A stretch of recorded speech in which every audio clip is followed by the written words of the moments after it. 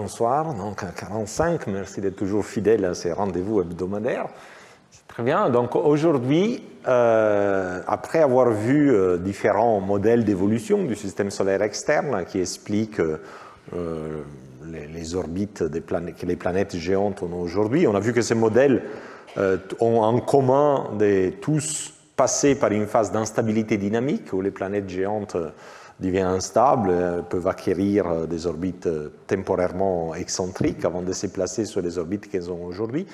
Donc, pour expliquer les orbites planétaires aujourd'hui, on a besoin de cette phase d'instabilité qui est décrite. On a vu différentes versions. Un premier modèle de Nice, deuxième modèle de Nice où la chaîne de résonance est construite dans un disque visqueux, puis un modèle de Nice où la chaîne de résonance est construite dans un disque à faible viscosité avec les séminaires de Philippine Griveaux, mais toujours cette instabilité qui a lieu à un moment donné. Donc la question est, mais quand est-ce que cette instabilité a eu lieu? Et c'est intéressant, bon, déjà c'est intéressant de savoir quand l'instabilité a eu lieu, parce que ça fait partie de l'histoire du système solaire, mais je pense que ce cours aujourd'hui sera intéressant parce qu'il donnera une idée de comment les idées en science évoluent. Et évidemment, ce n'est pas simplement un débat aristotélien sur la base d'idées et des préconcepts. Les idées évoluent grâce à de nouvelles données, de nouvelles expériences, de nouvelles mesures. Et on a déjà vu ça un peu avec Pluton et sa masse. Mais finalement, décider si Pluton est une planète ou pas, c'est une question de définition, alors qu'ici, il s'agit vraiment de reconstituer la frise chronologique de l'évolution du système solaire. Et donc, les idées ont pas mal changé dans les décennies. Donc, c'est intéressant de voir comment ce débat scientifique a eu lieu. Donc, commençons par, encore une fois, les modèles. C'est un peu mon biais, évidemment, partir des modèles.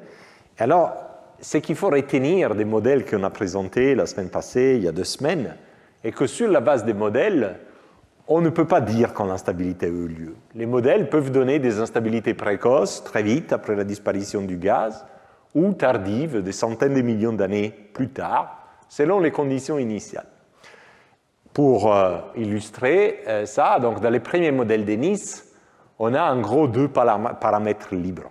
Le premier paramètre libre, c'est la distance de Saturne de la résonance 2,1 par rapport à Jupiter, et l'autre, que j'appelle petit delta. Et l'autre paramètre libre est la distance entre Neptune et les bords internes du disque des planétésimaux transneptuniens, que j'appelle grand delta. Alors, ce qui se passe est que Neptune peut déstabiliser, disperser des planétésimaux jusqu'à une certaine distance. Donc, si cette distance est plus grande que delta, il y a une partie des planétésimaux qui vont être dispersés, qui vont être éliminés. Et en les dispersant, en les éliminant, les orbites des planètes se déplacent. C'est la fameuse migration planétaire due à la dispersion des planétésimaux, des façons de réapprocher Neptune au nouveau bord interne du disque et garder cette distance delta grosso modo constante. Donc, ceci maintient la migration des planètes les unes par rapport aux autres à peu près à un taux constant, à une vitesse constante. Et cette vitesse dépend justement de la distance delta, parce que, évidemment, une fois que Neptune a avancé, maintenant il peut aller éroder cette partie du disque qui est là, et la vitesse de migration des planètes dépendra justement de la quantité delta, parce que si delta est très grand, cette zone des planétésimaux qui vont être délogés et vont tirer la migration planétaire sera petite, donc il n'y aura pas grande masse là-dedans. Si delta est petit, par contre, la zone qui est érodée est plus grande, donc il y a une plus grande masse des planétésimaux qui est délogée, donc la migration des planètes sera plus rapide. Et donc, même pour une valeur de delta, petit delta fixé, vous avez un résultat comme celui-ci. Donc, qu'est-ce qui montre ces graphiques? Donc, déjà, il montre les positions des planètes initiales avec un petit delta donné, donc Saturne un peu plus à l'intérieur de la résonance 2,1. Et les points, là, représentent les résultats des différentes simulations en fonction de la position du bord interne de ces disques des planétésimaux. Alors, on a testé même des cas où les disques des planétésimaux s'étendent dans la région des planètes géantes, donc le bord interne est plus près que la distance de Neptune ou d'Uranus. Dans ces cas-là, évidemment, on a une instabilité très rapide. Les Saturne traversent la résonance 2,1 en moins d'1 million d'années ou en quelques millions d'années. Si le disque est entièrement transneptunien, donc il y a effectivement une distance delta positive, les temps qu'il met Saturne pour traverser la résonance 2,1 peut devenir assez grand dès lors de quelques centaines de millions d'années. Évidemment, ce graphique dépend du delta que vous choisissez. Si vous déplacez Saturne tout de suite, vous le mettez très près de la résonance, il va traverser la résonance tout de suite. Si vous le mettez très loin, il va traverser la résonance toujours très tard. Donc finalement, en jouant avec ces deux paramètres, on peut obtenir, comme je disais, à la fois des instabilités précoces vers les millions d'années ou des instabilités très tardives vers les centaines de millions d'années, je dirais avec égale probabilité. Il n'y a pas vraiment une raison de privilégier une instabilité précoce par rapport à une instabilité tardive et vice-versa. Mais ça, c'est les premiers modèles de Nice qu'on a éliminés parce qu'on a dit que les conditions initiales des planètes géantes ne peuvent pas être quelconques, mais doivent être dans des résonances, dans une chaîne de résonance de moyens mouvements. Dans une chaîne de résonance de moyens mouvements, c'est un peu plus différent. Bon, déjà, il n'y a plus de paramètres petit delta, parce qu'on sait où sont les planètes, sont en résonance, et il n'y a plus que les paramètres grand delta. Alors, comme tout à l'heure, Neptune va influencer, disperser et éliminer les planétésimaux jusqu'à une certaine distance. Or, de ce, il y a deux possibilités. Donc, et les planètes deviennent instables quand ils sortent de la résonance.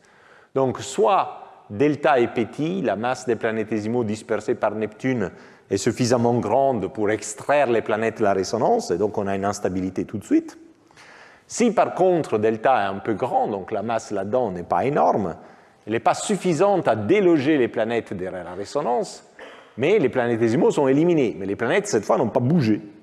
Donc il n'y a pas ce mécanisme où la planète suit l'érosion du bord interne du disque. Et donc du coup, après, il y a très peu de planétésimaux, et donc il y a très peu d'effets sur les planètes. Donc on dirait que dans les nouveaux modèles de Nice, où les conditions initiales sont dans les résonances, soit on a une instabilité tout de suite, soit on ne l'a jamais. Okay. En réalité, la situation est plus compliquée, parce qu'en faisant des simulations complètes, on voit que même quand le disque est assez distant, il peut y avoir des interactions gravitationnelles à distance qui, après un temps long, peuvent engendrer des instabilités. Donc dans ces graphiques, on montre la même chose, les temps auxquels le système devient instable en fonction de la position du bord interne du disque, Neptune ici étant figé à 11,7 unités astronomiques à cause de la chaîne de résonance qu'on a choisie. Et donc les bords sont assez loin, donc il part de 15,5 unités astronomiques, donc on est 4 unités astronomiques plus loin que Neptune, jusqu'à 20, donc on a un bord, un delta qui est très très grand. Donc il n'y a pas de planétésimaux qui s'échappent, qui interagissent avec des rencontres proches avec les planètes, il n'y a que des actions à distance, des perturbations à distance, et vous voyez que dans beaucoup de simulations, donc chaque point est une simulation avec un bord interne donné, le système reste stable, donc on a simulé pendant 1 milliard d'années et rien ne s'est passé, mais il y a d'autres cas où le système, au bout de 500 ou 800 millions d'années, devient instable. Donc il y a une certaine stochasticité là-dedans, ça dépend vraiment de la position des planétésimaux par rapport aux résonances qui sont à l'intérieur du disque. Et donc encore une fois, c'est pas facile d'exclure des instabilités tardives a priori, même si les instabilités rapides peuvent avoir facilement lieu si delta est petit, si delta est grand, on peut avoir quand même des instabilités tardives. Donc les modèles, eux, tout seuls, ne nous disent pas ce qui doit être arrivé dans les systèmes solaires, si l'instabilité doit être précoce ou tardive. Donc, quand les modèles a priori ne sont pas si définitifs, il faut se retourner vers les contraintes. Alors, qu'est-ce qui se passe quand les planètes deviennent instables? Donc, en gros, nous avons dans les systèmes solaires, donc quand il y a les disques de gaz, les planètes géantes qui se forment entièrement à l'intérieur du disque de gaz, parce qu'elles accrètent les gaz dans leur atmosphère. À l'intérieur des orbites des planètes géantes, on a une zone où les planètes telluriques se forment, ou sont en train de se former, ou se sont formées. Une zone intermédiaire entre Mars et Jupiter, qui est la ceinture des astéroïdes, et ces disques transneptuniens dont on a parlé largement. Quand les gaz disparaissent et les systèmes planétaires deviennent instables, donc évidemment les planètes se déplacent, et ceci a comme effet de disperser ces disques transneptuniens, ça on l'a vu dans les cours passés. Donc, beaucoup de planétésimaux sont éjectés, mais une partie vont finir dans les nuages de Oort, dans les disques dispersés, d'autres sont implantés dans la ceinture de Kuiper, comme la population chaude, etc. Mais il y a aussi une composante qui est envoyée vers l'intérieur et peut interagir, bombarder les planètes telluriques formées ou en formation selon l'époque. Et la semaine prochaine, Sarah Joiré va parler de ces processus plus en détail. Mais en même temps, vu que Jupiter se déplace, il a aussi un effet de déstabiliser une partie considérable, probablement 90% d'astéroïdes dans la ceinture des astéroïdes. Et là aussi, il y a des astéroïdes qui sont éjectés dans l'espace interstellaire, d'autres qui sont envoyés vers la région des planètes telluriques et donc peuvent bombarder, frapper la Terre et les planètes telluriques en général. Donc, une conséquence claire de l'instabilité des planètes géantes est qu'il doit y avoir, l'instabilité des planètes géantes cause un bombardement des planètes telluriques. Et donc, on peut étudier les contraintes sur ces bombardements des planètes telluriques pour essayer de déduire quand cette instabilité a eu lieu. Et c'est ça ce qu'on va essayer de faire.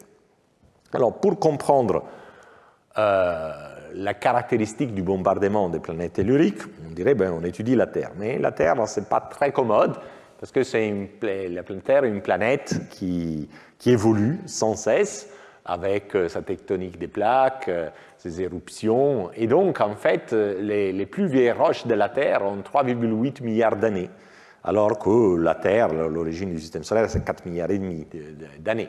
Donc, il nous manque 700 millions d'années d'histoire, simplement en regardant les roches terrestres. Et donc, on peut commencer à faire des mesures, des datations, probablement tout est déjà fini, parce que c'est 700 millions d'années trop tard. Les plus vieux cratères d'impact qu'on retrouve sur nos continents datent de seulement 2 milliards d'années. C'est les cratères Vredefort en Afrique du Sud, et ceci aussi est dû à l'érosion continue que les terrains ont à cause de l'érosion atmosphérique, des pluies, etc. Donc la Terre, en gros, ne nous dit pas grand-chose. On verra vers la fin qu'elle nous donne quand même un indice, mais ne nous dit pas grand-chose du point de vue de ces roches ou des cratères qu'on peut voir. En revanche, la Lune est bien plus favorable parce que la Lune est encore plutôt inerte, il n'y a pas d'atmosphère, il n'y a pas d'eau, etc. Et donc, elle peut garder trace de ce qui s'est passé à des époques beaucoup plus précoces, beaucoup plus proches à la formation planétaire. En effet, la Lune montre des terrains très cratérisés, ce qu'on appelle les hauts plateaux, les highlands, c'est les zones brillantes de la Lune. Et là, on voit énormément de cratères d'impact. Il y en a tellement qu'ils se chevauchent les uns sur les autres. Donc, on dit que ces terrains sont saturés de cratères. Donc, on voit autant de cratères que c'est possible. Vous ne pouvez pas rajouter des cratères parce que si vous mettez des nouveaux cratères, vous effacez les anciens cratères. Donc, ça veut dire qu'en fait, les comptages de cratères plafonnent parce que les nouveaux cratères effacent les anciens. Il n'y a plus de place pour mettre des cratères sans écraser des autres cratères.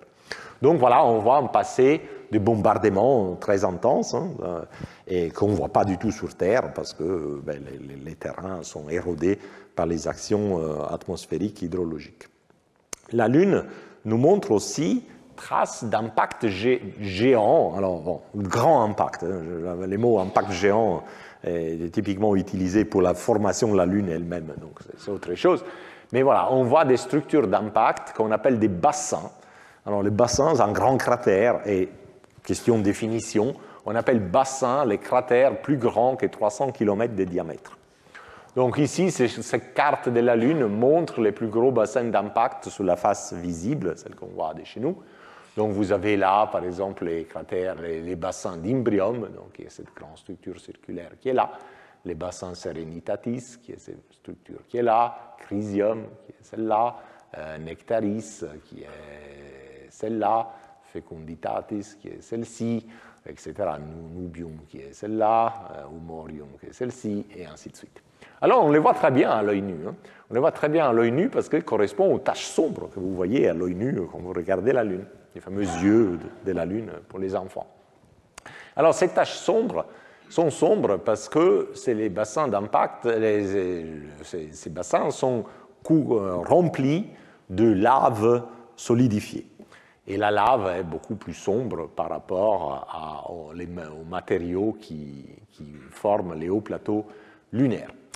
Et alors, cette lave n'est pas due à l'impact elle-même. Donc, on pourrait penser, il y a un gros impact, ça fond, bon, voilà, au fond du cratère, j'ai que de la fusion, parce qu'en fait, on peut dater, on va voir tout à l'heure comment on date que cette lave, cet volcanisme lunaire a eu lieu plus tard que la formation des bassins eux-mêmes.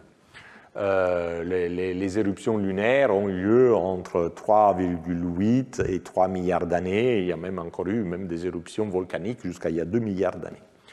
Et donc, la lave sort de l'intérieur lunaire et évidemment, elle s'accumule dans les dépressions.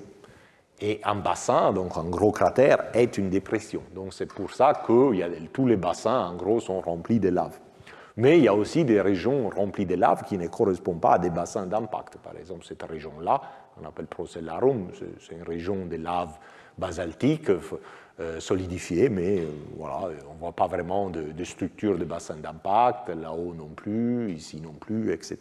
Pour identifier un bassin d'impact, il faut regarder la structure morphologique. Aujourd'hui, on peut regarder les champs de gravité, les anomalies gravitationnelles révèlent très bien les structures circulaires des bassins d'impact, et aussi regarder les roches qui composent les bords de ces zones, parce que les géologues comprennent tout de suite quand une roche est le résultat de l'altération des minéraux due à un impact. Et justement, sur la Lune, on a beaucoup d'informations parce qu'on y a été. Donc, entre 69 et 73, il y a eu ces fameuses missions Apollo. Donc, ils sont atterris dans les bassins, typiquement sur les mers de lave, parce qu'on cherchait des terrains pas trop chahutés pour ne pas mettre à risque la vie des astronautes. On a quand même osé pour Apollo 16 faire atterrir sur un autre plateau.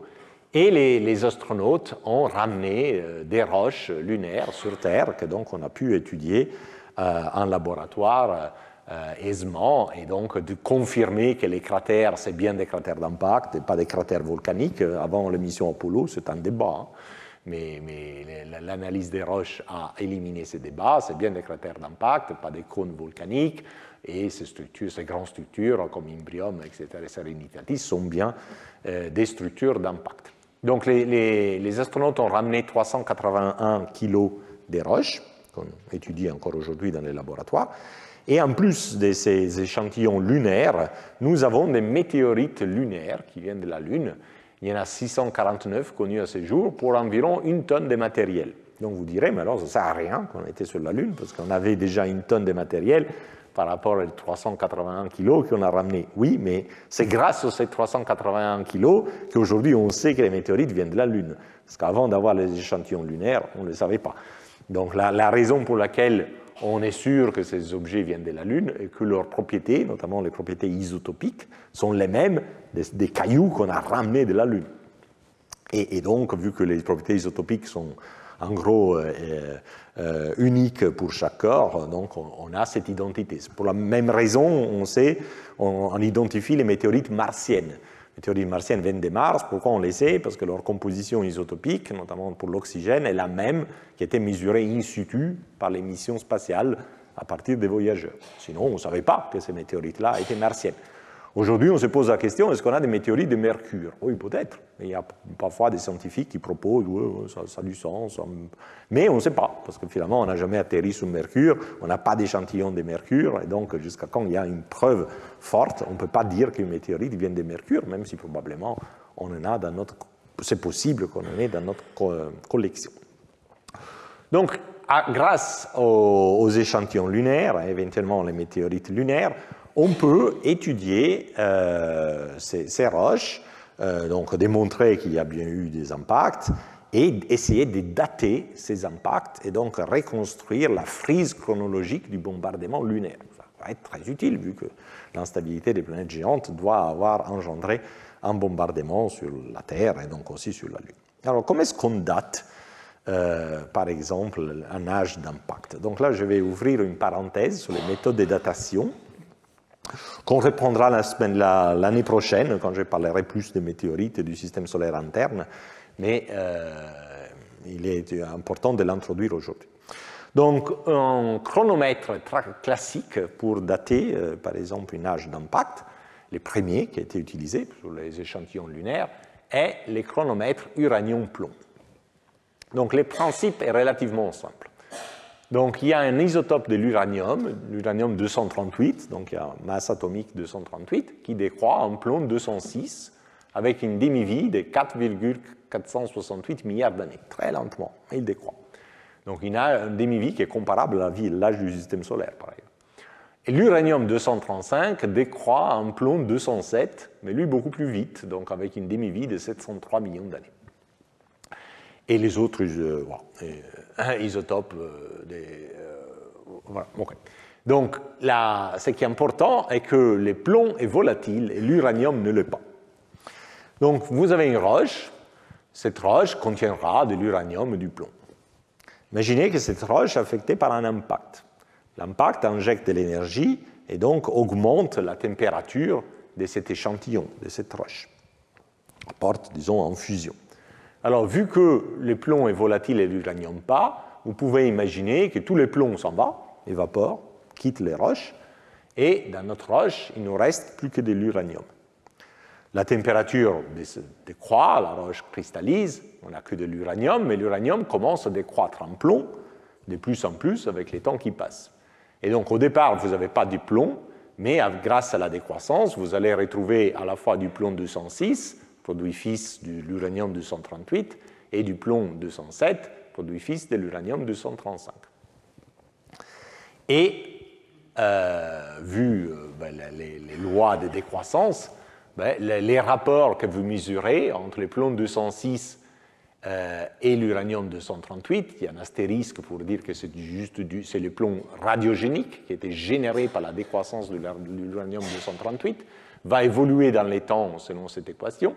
Les plombs 207, le rapport avec l'uranium de son élément pair, l'uranium 235, évolue selon cette équation, et les lambda sont en fait les coefficients de ces exponentiels, sont en fait le logarithme de 2 divisé par la demi-vie de l'uranium, soit 235, soit 238, qui sont indiqués là. Donc, si vous êtes sûr que vous n'avez pas du plomb du tout dans votre échantillon, les deux équations sont redondantes. Vous pouvez juste mesurer les 206, le rapport de plomb 206 sur l'uranium 238 ou les 207 sur 235, et vous avez la même information. Mais est-ce que vous êtes sûr qu'il n'y a plus vraiment du plomb? Parce qu'un peu de plomb pourrait être resté, par exemple, dans votre roche. Et donc, le fait qu'on a ici deux formules nous permet de vérifier cette hypothèse que tout le plomb est parti. En effet, s'il n'y a pas de plomb qui est resté et tous les plombs qu'on mesure est radiogénique, à cause de ces deux relations, ces rapports doivent être corrélés avec ces rapports-là. Donc, les rapports ne peuvent pas être n'importe quoi, ils doivent être corrélés. Et donc, les rapports 206 plomb sur 238 uranium doivent être corrélés sur le 207 plomb sur 235 uranium et se retrouver sur cette courbe. Donc, c'est pour ça qu'on appelle la courbe Concordia, parce que ça veut dire que l'information chronologique que les premiers rapports nous donnent est en accord avec l'information chronologique que le deuxième rapport nous donne. Où est-ce qu'on est sur cette courbe? Ça dépend de l'âge. Si votre roche a chauffé récemment et a perdu tout son plomb récemment, et donc il n'y a pas eu beaucoup de temps pour l'uranium pour décroître en plomb, évidemment, vous avez très peu de plomb, à la fois 207 et 206, donc vous êtes ici en bas. Si par contre votre roche a chauffé et a perdu son plomb il y a très longtemps, et donc elle accumule du plomb radiogénique depuis très longtemps, vous êtes très haut, vous avez une grande quantité de 207 et une grande quantité de 206. Et là, les points vous montrent quels sont les rapports, si tout va bien, selon l'âge de votre roche, donc les moments où cette roche a chauffé et perdu son plomb. Et voilà, donc ça c'est la manière pour dater une roche. Si vous n'êtes pas sur la courbe Concordia, donc vous mesurez un rapport et l'autre rapport et les points ne tombent pas du tout sur cette courbe, mais les points est ailleurs, ça veut dire que votre hypothèse de base, que tout le plomb a été parti, n'est pas correcte. Mais ce n'est pas pour autant qu'il faut jeter l'échantillon à la poubelle, parce qu'on peut faire quand même des considérations, comme on peut le voir tout de suite. Donc, en 1974, donc dès que les missions lunaires se sont terminées, un an après, il y a eu un article historique par Terra et al. Où ils ont regardé les âges de collection de 18 premiers échantillons lunaires. Et donc ce groupe-là était un groupe de géochimistes qui travaillaient au Caltech sous la direction de Wasserburg, qui était un grand pont de la géochimie. Et donc c'était les laboratoires à l'époque plus réputés au monde. La tradition géochimique française, cosmochimique française, qui est aujourd'hui hyper forte, devait encore naître. Et en fait, pour la petite histoire, il y avait un jeune étudiant qui s'appelait Claude Allègre, qui a passé du temps au Caltech justement pour étudier et comprendre leurs méthodes et les exporter et installer, commencer l'école de la géochimie française. Donc voici ce qu'eux, ils ont observé. Ben, ils ont observé qu'en fait, dans ces diagrammes, les échantillons se disposent sur une droite qui intersecte la courbe Concordia à 3,9. Alors là, vous n'allez rien comprendre, parce que sur l'axe des X, ils ont ploté les rapports uranium-238 sur plomb 206, alors que moi, je l'avais mis sur l'ordonnée à l'envers. Et ici, au lieu d'avoir l'autre rapport plomb sur uranium, ils ont mis les deux rapports plomb-plomb. Donc, ça va être très confus. Et donc, permettez-moi de refaire leur diagramme dans les coordonnées à nous. Okay. Donc là, on a bien notre rapport 207 plombs sur 235 uranium, 206 plombs sur 238 uranium. Et ça, c'est la courbe Concordia que je vous avais montrée tout à l'heure. Donc, ce que Terra et al. Ont trouvé est que leurs échantillons sont dispersés sur une ligne énorme qui va de la courbe Concordia jusqu'à très, très, très loin. Donc, voilà. Qu'est-ce que ça veut dire? Alors, leur interprétation, qui est considérée correcte encore aujourd'hui, est que cette ligne est une ligne de mélange entre deux pôles, donc deux sortes de minéraux différents qui se trouvent dans les échantillons lunaires. Ce premier pôle est de la matière qui a commencé à accumuler du plomb radiogénique pendant un certain temps et puis a perdu son uranium. Oh, vous allez dire, mais tu as dit que c'est le plomb qui est volatile, qui va partir, et là, on a perdu l'uranium. Oui, mais le plomb va partir quand on fond une roche et on l'expose au vide, donc le plomb peut partir en gaz, mais il y a d'autres processus, quand on cristallise un magma, qui peuvent effectivement séparer l'uranium du plomb. Et quand on cristallise un magma, l'uranium tend à aller dans certains minéraux qui sont riches en uranium, et donc les matériaux de départ, il reste juste les plombs et l'uranium est parti. Donc si ce matériau a perdu son plomb relativement tôt, avant de perdre l'uranium, il y a eu une production des plombs 207, l'uranium est parti, il y en a très peu à la fin, donc ces rapports deviennent énormes, vous voyez, 1100.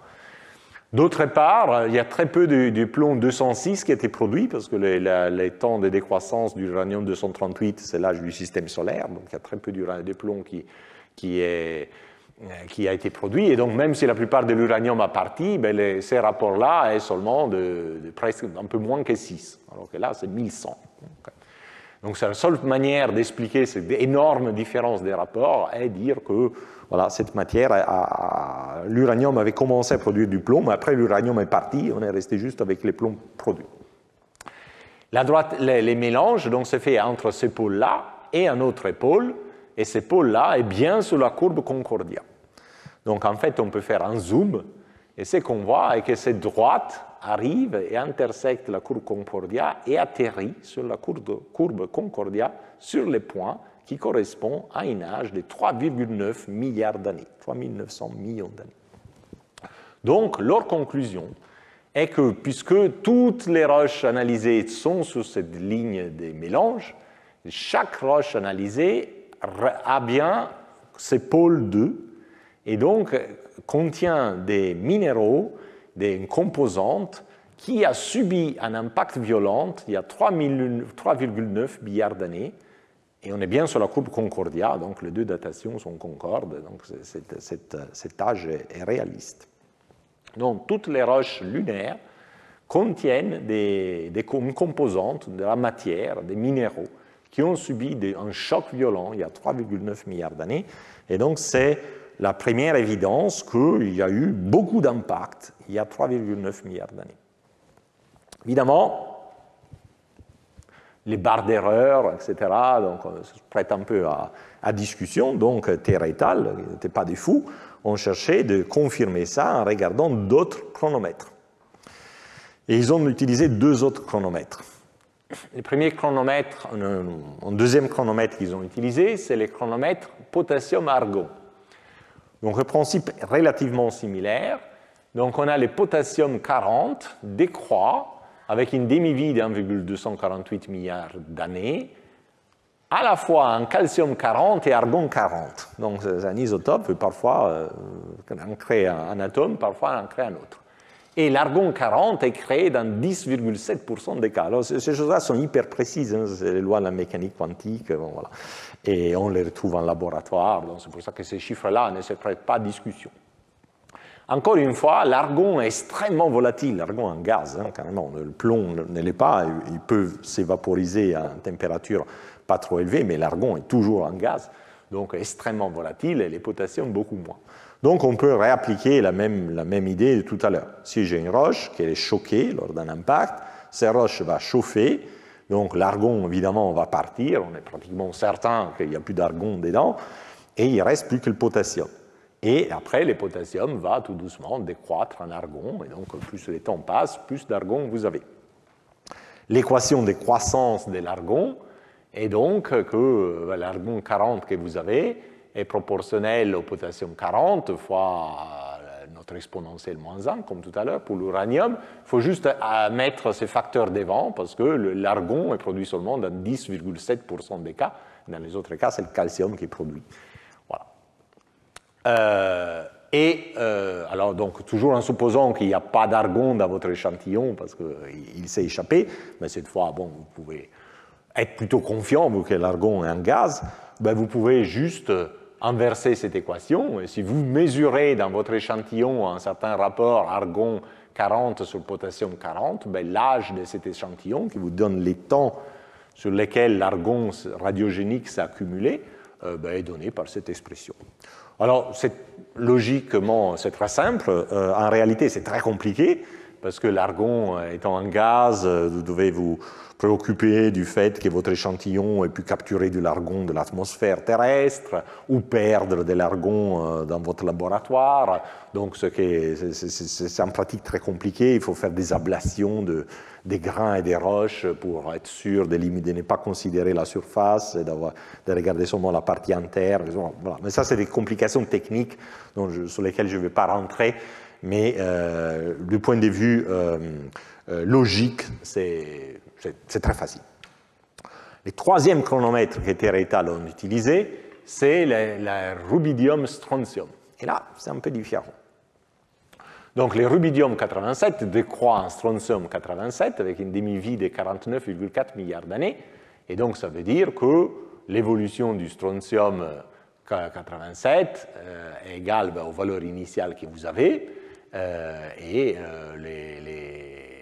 les rubidiums qui vous restent fois E lambda T moins 1. Très bien. Donc, nous avons une roche qui au départ a du rubidium et du strontium. Elle est frappée, elle chauffe, elle fond. Mais la différence par rapport à tout à l'heure est que ni le strontium ni le rubidium sont volatiles. Et donc, ils ne vont pas partir. C'est pour ça qu'on garde ce strontium initial. Il n'y a aucune raison que le strontium parte. Mais quand cette roche a fondu, après, elle refroidit, elle va recristalliser. Et en cristallisant, elle peut former des minéraux différents que eux ont des rapports rubidium-strontium différents, parce qu'ils ont des compositions chimiques différentes. Donc, par exemple, vous pouvez avoir un minéral qui a un rapport rubidium-strontium de 1, j'invente, hein, et un autre qui a un rapport rubidium-strontium de 4. Après que vous avez formé ces minéraux, chacun fait sa vie. Donc, en fonction du temps, il y a du rubidium qui décroît en strontium, donc le strontium augmente, le rubidium diminue, etc. Le problème est que vous ne savez pas quelle quantité de strontium vous aviez au départ, parce que vous ne pouvez pas supposer que le strontium est parti, et vous avez une seule équation, donc vous n'avez pas une courbe Concordia pour vous dire si par hasard il n'y avait pas strontium au départ. Donc comment on va faire? L'idée, les cosmochimistes et géochimistes sont très malins, est de prendre cette équation qui vous dit l'évolution du strontium 87 en fonction du temps, donc la quantité initiale plus la quantité que vous avez au temps t des rubidium 87 fois cette exponentielle, et vous le divisez par un isotope du strontium qui, lui, est stable, et donc ne change pas au cours du temps. Donc, vous faites juste la division, tout est divisé par 86. Et maintenant, vous allez analyser plusieurs minéraux de la roche. On a dit que la roche cristallise en plusieurs minéraux. Donc, vous allez analyser chacun de ces minéraux, et vous allez déterminer pour chaque minéral les rapports rubidium 87 sur strontium 86. Donc là, par exemple, vous mesurez 3 minéraux, chacun avec un rapport différent. Et pour ces mêmes minéraux, vous mesurez les rapports strontium 87 sur strontium 86. Si tout va bien, ces points tombent sur une ligne qu'on appelle donc isochrone. Et donc ça, on introduit les concepts d'isochrone. Et cet isochrone est vraiment les résultats de cette équation-là. En fait, cet isochrone coupe l'axe des Y, donc au point où ce rapport est 0, ici, et donc ces points, la valeur de ce point sur l'axe des Y correspond aux valeurs initiales du strontium 87 sur strontium 86. Donc vous avez compris quelle était la valeur initiale qu'a priori vous ne saviez pas. Et la pente de cet isochrone, donc l'angle qu'il fait avec la ligne horizontale, alpha, a la propriété que sa tangente n'est rien d'autre que ce terme-là. Et ce terme-là contient les temps. Lambda est connu, c'est la constante de décroissance. Et donc, si vous mesurez l'angle alpha, donc vous connaissez sa tangente, vous déduisez les temps. Donc, en même temps, vous avez mesuré quelle était la quantité de strontium radio 87 initial, et vous avez aussi les temps d'accumulation du strontium depuis que la roche a fondu et s'est recristallisée. Voilà, donc en appliquant ces deux autres chronomètres, rubidium-strontium et potassium-argon, Terra et al. Ont calculé ces diagrammes. Donc, qu'est-ce que c'est ces diagrammes? Donc, chaque point, c'est un échantillon. Sur l'axe des X, c'est l'âge de cet échantillon selon les chronomètres rubidium-strontium. Sur l'axe des Y, c'est l'âge de l'échantillon par rapport au chronomètre potassium-argon. Alors, si les deux chronomètres sont en accord entre eux, il faut aller sur la diagonale. Et vous voyez que les points ne sont pas tout à fait sur la diagonale, enfin, si deux, mais ne s'écartent pas trop de la diagonale, ne s'écartent pas plus que cette bande hachurée qui correspond à une erreur sur l'un des deux chronomètres, on ne sait pas, des 30 millions d'années à peu près. Donc, c'est pas mal. On sait dater les âges des collisions, des transformations de ces roches dues aux collisions, avec une approximation d'à peu près 30 millions d'années. Et après, si donc, ça c'est votre erreur, vous ne pouvez pas faire mieux, et vous regardez quels sont les âges, donc en sachant qu'ils sont à 30 millions d'années près, ils sont entre 3 milliards 850 millions d'années à 4 milliards 100 millions d'années, et la plupart sont ici vers 3 milliards 900 millions d'années. Exactement la même âge que les chronomètres uranium-plomb leur avaient donné. Et c'est Luna machin, c'est un échantillon ramené par les soviétiques avec leur mission robotique, pour laquelle on n'avait pas à l'époque au moins une âge rubidium-strontium, on avait seulement une âge potassium-argon, et c'était aussi 3,9.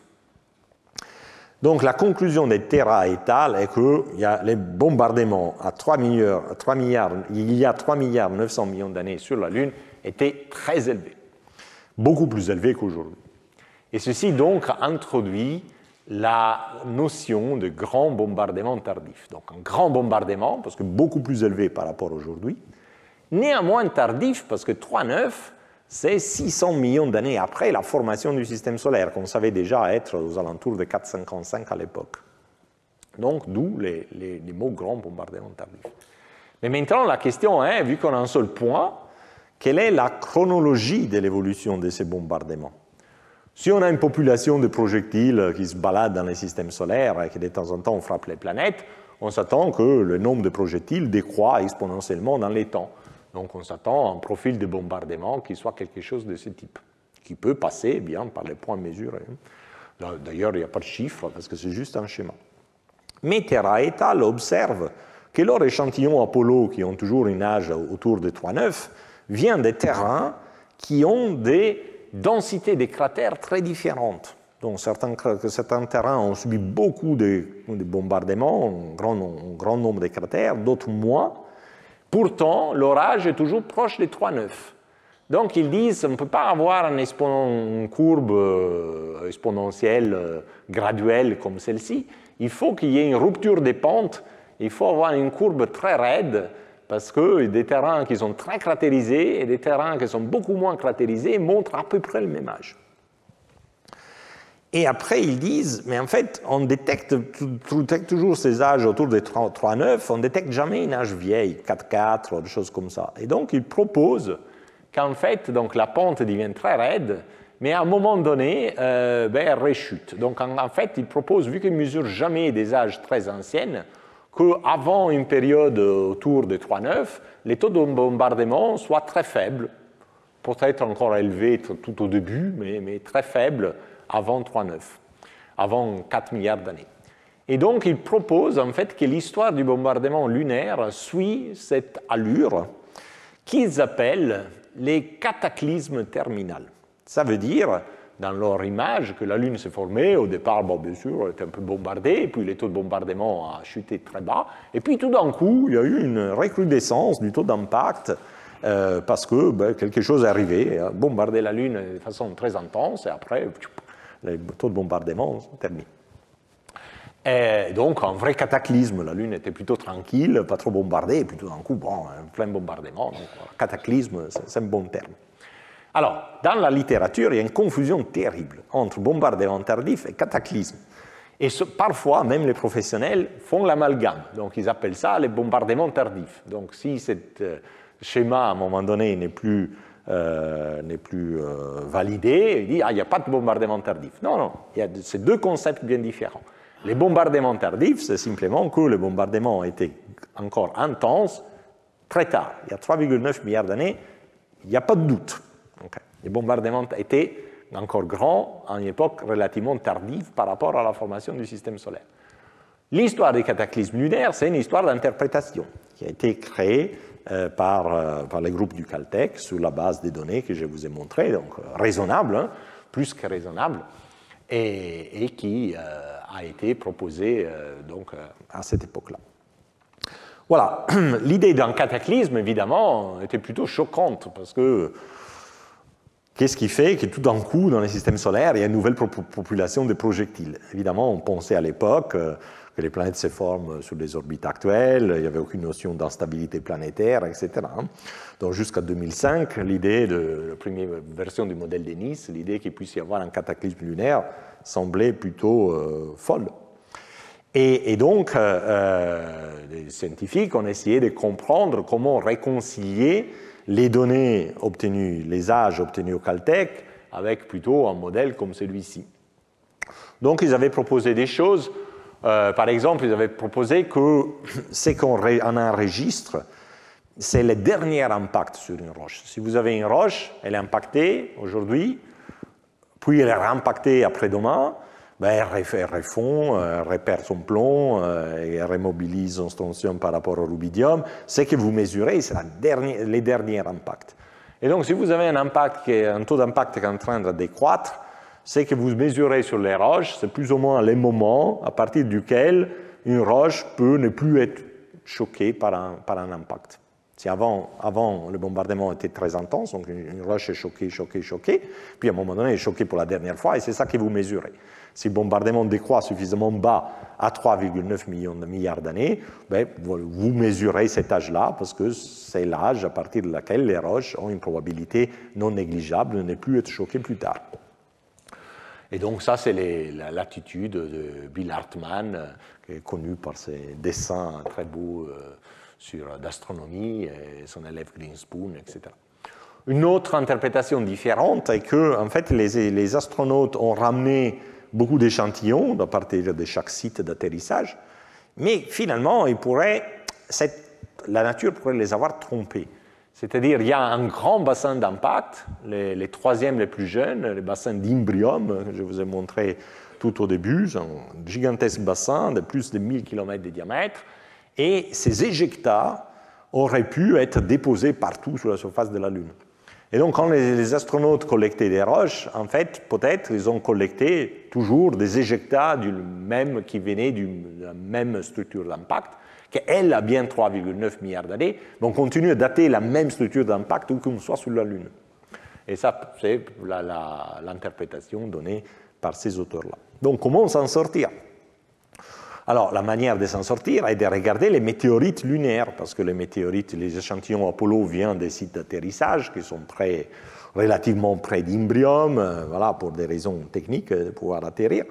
Les météorites lunaires viennent de la Lune, mais viennent absolument partout. Donc, ils peuvent venir de la face proche de la Terre, mais ils peuvent venir aussi de la face cachée. Donc, ils devraient, par exemple, être beaucoup moins immunes de la contamination d'Imbrium. Donc, ce travail sur les météorites lunaires a été fait par Cohen et collaborateurs. C'était sous Science en 2005, juste avant la publication du modèle de Nice. Et voilà ce qu'ils trouvent. Donc, ils utilisent la technique du potassium en argon, bon, un peu améliorée, qu'on appelle argon, peu importe. Et ici, c'est l'histogramme des âges qu'ils retrouvent sur leurs météorites. Alors, ce résultat est très ambigu. D'une part, on voit à nouveau très peu d'âges de collision sur les météorites lunaires qui sont plus vieilles que 4 milliards d'années. Donc, ça semble plutôt confirmer l'idée du cataclysme. Il n'y avait pas un taux d'impact faible avant 4 milliards d'années. Mais il n'y a pas de pic non plus, quoi. À la différence des échantillons Apollo où on retrouve 3,9, 3,9, 3,9, là on retrouve 3,5, 3, etc. Et donc, quand même, ça montre que les échantillons Apollo sont très biaisés et que donc on doit les prendre avec des petites pincettes. Donc ça, c'est la situation en 2005. Donc le débat est toujours en cours, mais voilà, surtout à cause d'absence d'âge d'impact ancienne sur les météorites lunaires, quand même, cette idée du cataclysme plaît plutôt aux scientifiques. Et évidemment, la publication du modèle de Nice qui montre qu'une instabilité tardive pourrait avoir eu lieu enlève ce truc que le cataclysme est fou. En fait, on pourrait avoir une instabilité tardive, ce qui génère un cataclysme. Donc, à ce moment-là, pratiquement tout le monde se met en ligne de marche en disant qu'il y a eu un cataclysme et l'instabilité des planètes géantes est bien à 3,9 milliards d'années.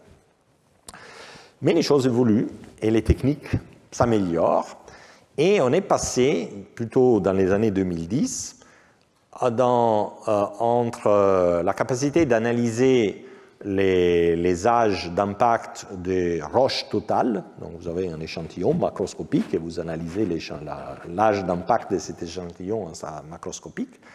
On est passé à pouvoir analyser l'âge d'impact de minéraux individuels au sein de ces échantillons. Et ça grâce aux techniques qui permettent d'analyser de la quantité de matière beaucoup plus petite. Donc on a commencé, disons, dans les années 2010, à faire de la chronologie, non pas sur la roche totale, mais sur les minéraux. Et toujours avec les mêmes techniques, hein, uranium-plomb, potassium-argon, rubidium-strontium, etc. Alors parfois, souvent même, on trouve bien que ces minéraux ont une âge d'impact de 3,9. Ici, par exemple, vous avez un exemple d'un minéral, comme phosphate de calcium, pris d'un échantillon machin. Et donc, vous avez encore notre diagramme plomb-uranium, comme tout à l'heure. Ça, c'est la ligne Concordia, c'est vraiment un zoom. Donc, il y a plusieurs mesures qui sont faites sur ces minéraux. Donc, chaque mesure a des erreurs, donc donne origine à une ellipse. Ben, vous faites la mesure plusieurs fois, donc vous avez beaucoup d'ellipses qui se chevauchent, et vous voyez, vous êtes très près de la ligne Concordia, donc c'est le cas idéal, c'est-à-dire que les plombs avaient disparu, et que tous les plombs sont radiogéniques, et que bien la ligne Concordia a 3 938 millions d'années, avec une incertitude de seulement 4 milliards d'années. 4 millions d'années. Pareillement, Hopkins et Moses ont analysé des zircons lunaires et certains, encore une fois, ça c'est tous les ellipses des mesures, la plupart des ellipses tombent ici et croisent la ligne Concordia à 3 milliards 9 et quelques, 3 milliards 930. Donc ça confirme bien qu'il y avait bien eu des impacts à 3,9 comme Terra et Tal l'avaient dit. Mais en cherchant bien parmi les minéraux, on commence à trouver des minéraux qui, eux, ont des âges d'impact beaucoup plus anciens. Donc ici, par exemple, c'est un autre zircon lunaire pris du même papier, donc c'est un autre zircon lunaire, hein, ce n'est pas le même que tout à l'heure, c'est un autre zircon, donc il y a eu une autre histoire collisionnelle. Et là, tous les mesures, les ellipses des mesures se chevauchent et croisent la courbe Concordia à 4 milliards 3. Ici, Norman et al. Ont analysé un minéral d'une roche de la croûte lunaire, un anorthosite, et avec un chronomètre que je ne vous ai pas présenté, les samarium néodyme, mais il marche exactement comme les rubidium strontium. Donc là, ce n'est pas une courbe Concordia, c'est une isochrone hein, qu'on va chercher avec plusieurs mesures du même minéral. Et donc l'isochrone, l'angle nous donne l'âge, et l'âge est 4 milliards 2 avec une incertitude de 70 millions d'années. Donc il y a des âges anciens qui commencent à apparaître, qu'on ne voyait pas quand on faisait l'analyse sur l'âge des collisions de la roche totale, qu'il soit météorite lunaire ou qu'il soit échantillon Apollo. Alors, si vous prenez tous les minéraux analysés et vous faites des histogrammes des âges de ces minéraux, ben, vous trouvez des choses. Donc, par exemple, ici, c'est en analysant tous les zircons, ben, ça c'est la distribution des âges de différents zircons analysés. Il y en a à 3,9, comme les premiers que je vous ai montrés, mais il y en a beaucoup plus à 4,2, 4,35. En fait, il n'y a rien plus vieux que 4,35. Voilà, il n'y a pas de pic à 3,9, hein, donc ça a l'air d'y avoir plus on va en arrière, plus il y a des zircons choqués. Si on prend d'autres minéraux, pas des zircons, mais des zirconolites ou l'anorthosite de tout à l'heure, on trouve un histogramme différent. Cette fois, encore une fois, il y a peu des minéraux qui ont une âge d'impact à 3,9, mais il y a un pic à 4 qui ne voit pas dans les zircons, au contraire, c'est un trou. Et après, il y a un autre pic à 4,2. Donc, le résultat est qu'il est très difficile, en analysant des minéraux différents, des échantillons différents, de reconstruire avec confiance une évolution chronologique du bombardement. Certainement, l'analyse de ces minéraux nous montre que des impacts anciens existaient. Donc, il n'y a pas eu d'absence d'impacts anciens. Les impacts anciens avant 3,9 milliards existaient bien, mais il est très difficile de les calibrer par rapport au nombre d'impacts à 3,9. Donc, par exemple, on pourrait dire voilà, qu'une évolution du bombardement fait ainsi, donc ça ce serait les nombres d'impacts, les taux de formation des cratères de 20 km par kilomètre carré par milliard d'années sur la Lune, peu importe, en fonction de l'âge. Ben, au départ, il y a un bombardement initial lunaire qui décroît, et puis il y a un cataclysme, donc associé à une instabilité, et donc l'évolution du bombardement fait comme ça. Ainsi, vous aurez votre cataclysme qui explique les grands nombres d'impacts à 3,9, mais la première partie explique aussi l'existence d'impacts à 4,2, 4,3, comme observé dans les minéraux. Mais bon, on ne peut pas dire que la courbe est celle-ci, simplement sur la base de ces mesures. Voilà, donc ça c'est tout ce que la chronologie des impacts lunaires nous dit, c'est-à-dire pas grand-chose, okay, finalement. Et on était parti dans les années 70 jusqu'à 2005 avec cette absence d'impact ancien. L'absence d'impact ancien n'existait pas, il y a bien eu des impacts anciens. La question est comment les impacts anciens et les impacts plus modernes se raccordent. Et ça, l'analyse des échantillons des minéraux, des météorites ou des roches totales ne dit rien. Donc, pour essayer d'avoir des contraintes sur l'âge de l'instabilité, il faut partir sur des arguments différents. Donc ici, on quitte pour un moment la chronologie des échantillons lunaires pour revenir un peu à des contraintes astronomiques. Donc je vous ai montré, lors de la première leçon, que beaucoup d'objets de la ceinture de Kuiper sont des binaires.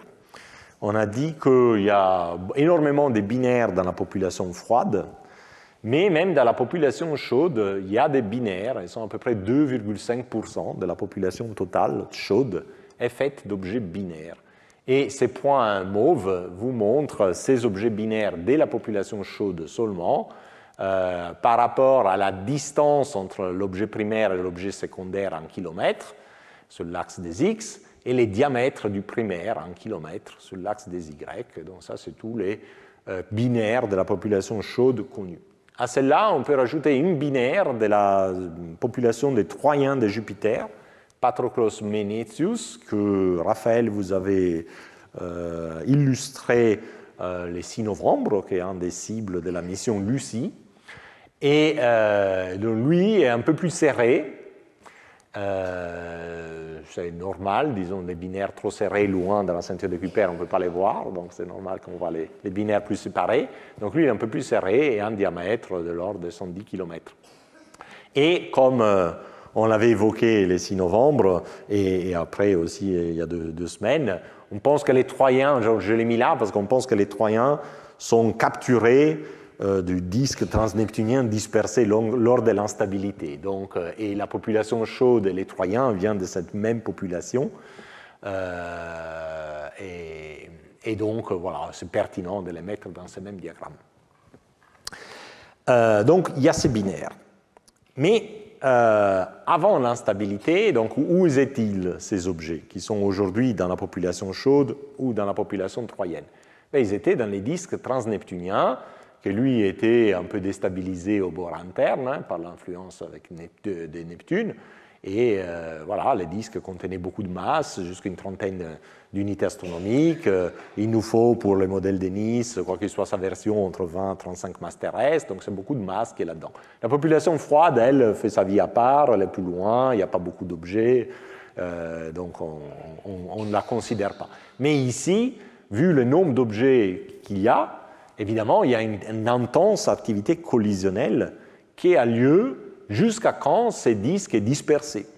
Donc, on estime qu'un objet de 100 km, à ce moment-là, était impacté par un projectile de 10 km tous les 10 millions d'années à une vitesse de 400 mètres par seconde. Et donc, si l'instabilité est tardive, ces disques qui ont un taux de collision faramineux, perdure pendant longtemps. Donc chaque objet reçoit collision sous collision sous collision. Si par contre l'instabilité est très précoce, ce disque est vite dispersé et les taux de collision chutent parce que le disque est dispersé et donc les objets ne sont pas là les uns sous les autres. Donc ce que Nesvorny et collaborateurs ont fait est calculer la probabilité qu'un binaire survive à ces collisions en fonction du temps qu'il passe dans ces disques avant d'être dispersé. Et donc ici, par exemple, vous voyez la probabilité qu'un binaire survit en fonction de sa séparation et en fonction de la durée dans les disques, avant que les disques soient dispersés. Alors, c'est pas vous voyez que la probabilité de survie dépend de la séparation, parce qu'en fait, il y a 2 manières dans lesquelles les binaires peuvent être détruites. Elles peuvent être détruites parce qu'une collision pulvérise une des 2 composantes. Donc il y avait deux composantes, mais une est pulvérisée par une collision, il n'y en aura plus qu'une. Mais aussi, si la binaire est suffisamment séparée, l'impulsion, les moments linéaires qui est donné par les projectiles à une des 2 composantes peut être suffisant pour dissocier les 2 composantes. Avant, on tournait les unes par rapport aux autres, et après, ils se dissocient, chacune va faire sa vie dynamique. Et donc, c'est pour ça que la probabilité de survie dépend de la séparation initiale. Si la séparation initiale est très petite, tous les binaires qui meurent parce qu'ils sont pulvérisés par une collision. Mais si la binaire est très étalée, la séparation est grande, on a des binaires qui sont, pas seulement les binaires qui sont détruits par collision, il y a aussi les binaires qui sont détruits par éjection. Et donc, ce que vous voyez ici est qu'en grosso modo, tous les 100 millions d'années, vous perdez 90% de vos binaires. Donc, si les disques restent dans cet état-là 100 millions d'années, à la fin, vous avez à peu près 10% des binaires. S'il reste 200 millions d'années, vous n'avez plus qu'un %, c'est 10% du 10%. S'il reste 300 millions d'années, vous n'avez plus qu'un objet sur 1000 qui reste binaire, c'est 10% du 10% du 10%, et ainsi de suite. Donc, le nombre de binaires chute avec la vie de ces disques, donc les temps que ces disques passent avant d'être dispersés par l'instabilité dynamique. Alors, quelles sont les contraintes? Les contraintes sont que parmi les 25 troyens des Jupiters les plus gros, Patroclus Menecius est le seul binaire. Donc, si on suppose que tous les objets du disque transneptunien étaient initialement des binaires comme Patroclus Menecius, ce qui est évidemment une exagération sans doute, mais la probabilité de survie doit être 4%. Mais en réalité, elle doit être plus grande que 4%, parce que sans doute pas tous les objets étaient binaires au départ. Et 4%, c'est cette ligne-là. Pour la population chaude, on sait que la fraction d'objets binaires avec des diamètres entre 50 et 100 km et séparation entre 1000 et 10 000 km est 2,5%. 2,5% est cette ligne-là. Donc vous voyez que, grosso modo, et là aussi c'est une exagération, parce qu'au départ, pas tous les objets sans doute étaient des binaires. Bon, on ne sait rien, mais bon, c'est la limite inférieure. Donc vous voyez que, grosso modo, les disques doivent avoir vécu une centaine de millions d'années. Peut-être 150, peut-être 100, voilà, de cet ordre-là. Certainement, ça exclut la possibilité d'une instabilité tardive concomitante avec les cataclysmes lunaires de 3,9 milliards années, parce que 3,9 milliards, c'est 600 millions d'années après les débuts du système solaire. Et si votre disque reste là pendant 600 millions d'années avant d'être dispersé, la fraction des binaires qui survivent est 1 sur 1 million. Et donc, vous n'observerez pas du tout des binaires, ni dans la population chaude, ni parmi les Troyens. Cet argument est imparable, est fortissime, et donc exclut l'instabilité tardive compatible avec les cataclysmes lunaires. Donc, la stabilité peut être tardive, disons, dans les premières centaines de millions d'années, ça, ce n'est pas exclu, mais pas du tout compatible avec les cataclysmes lunaires. Et vu qu'après l'instabilité des planètes géantes, le système solaire est celui qu'on a aujourd'hui, en gros, on ne peut pas y avoir cataclysme plus tard. Donc, il n'y a pas eu cataclysme lunaire, forcément. Mais maintenant, si on part sur la base qu'il n'y a pas eu cataclysme lunaire, la question à se poser est, est-ce qu'on peut expliquer toutes les contraintes lunaires sans cataclysme lunaire? Donc, la première contrainte lunaire qu'il faut expliquer, c'est la densité des cratères en fonction de l'âge de la surface. Alors, nous n'avons pas des datations. Donc, comment est-ce qu'on estime l'âge d'une surface? On prend des échantillons sur la surface et on mesure l'âge à laquelle ils se sont formés, toujours par les mêmes chronomètres. Mais on a vu qu'il y a cet âge 3,9 qui revient, peut-être parce que c'est les éjecta d'embryome, etc. Donc, on ne connaît pas un terrain qui est un âge plus vieil que 3,9 milliards d'années, avec certitude. Donc c'est pour ça qu'ici, vous voyez, là c'est l'âge de la surface, cette partie est blanche, parce qu'on n'a pas de données. Okay. En revanche, dans les mers lunaires, il y a des laves. Ces laves, on peut les dater, et on trouve que ces laves commencent à 3,9, mais continuent jusqu'à 3 milliards d'années, c'est ce que j'avais dit au début de l'heure. Et donc, on sait quelle mer a quel âge. Et donc, sur ces mers-là, d'un âge connu, on compte le nombre de petits cratères, mais tout petits, d'un kilomètre, parce que les grands cratères, il n'y en a pas. Souvent, à l'intérieur d'un bassin, il n'y a plus de grands cratères, mais des petits cratères, il y en a quand même pas mal. Vous pouvez le voir même au télescope, vous regardez sur la mer lunaire, il y a quand même de tout petits trous. Et donc on compte combien de cratères, par exemple plus grands d'un kilomètre, il y a par kilomètre carré sur différentes surfaces qu'on a datées grâce aux échantillons ramenés par les astronautes. Alors ce calcul du nombre de cratères, donc l'âge est donné par l'échantillon, il faut encore compter les cratères, c'est pas évident, pour avoir essayé, c'est pas évident. Donc il y a plusieurs auteurs qui ont compté, et donc on obtient évidemment des résultats un peu différents, et là j'ai mis avec des couleurs différentes les comptages d'auteurs différents. Mais bon, voilà, vous avez avec des barres d'erreur, et leur dispersion montre l'erreur systématique, vous avez une claire tendance que plus la surface est vieille, plus elle est cratérisée. Il faut qu'un modèle de bombardement lunaire qui n'a pas de cataclysme arrive à reproduire ces nombres de cratères en fonction de l'âge des terrains. Alors, si on n'a pas de cataclysme, ça veut dire que l'instabilité des planètes géantes a eu lieu tôt. Quand exactement tôt, on ne sait pas encore, j'y reviendrai un peu plus tard, mais la réponse est qu'on ne sait pas encore. Mais disons, était tôt, disons 4,5 milliards d'années, 4 milliards 500 millions d'années.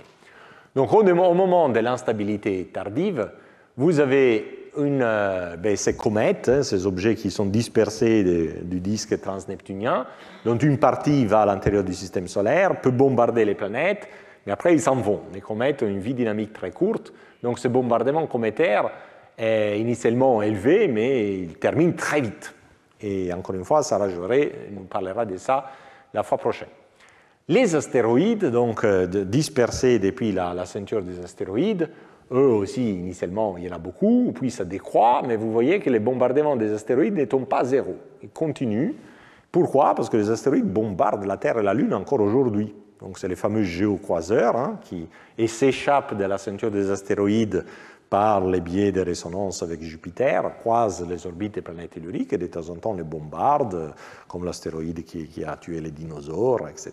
Et donc, ce type de bombardement astéroïdal continue encore aujourd'hui parce que la ceinture des astéroïdes est poreuse et les objets continuent à s'échapper.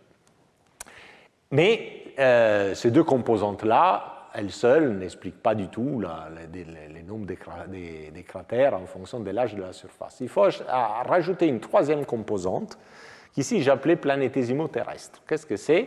Les planétésimaux terrestres sont des objets, des planétésimaux, comme des astéroïdes, mais qui, eux, n'étaient pas dans la ceinture des astéroïdes, étaient dans la région des planètes telluriques. Et donc, à la formation des planètes telluriques, ils sont dispersés et ils continuent à bombarder les planètes telluriques jusqu'à quand ils disparaissent complètement. Alors, les taux de décroissance de cette population-là est donné par les simulations numériques, est relativement robuste. Concernant le nombre initial, on n'en sait rien, a priori. Mais voilà, si on prend des simulations des planètes telluriques qui marchent, qui produisent une Terre à la fin, une Vénus à la fin, etc., on a grosso modo une idée de combien d'objets il devait y avoir. Et c'est ce qu'on a utilisé ici. Et ça donne ces taux de bombardement là, en bleu clair.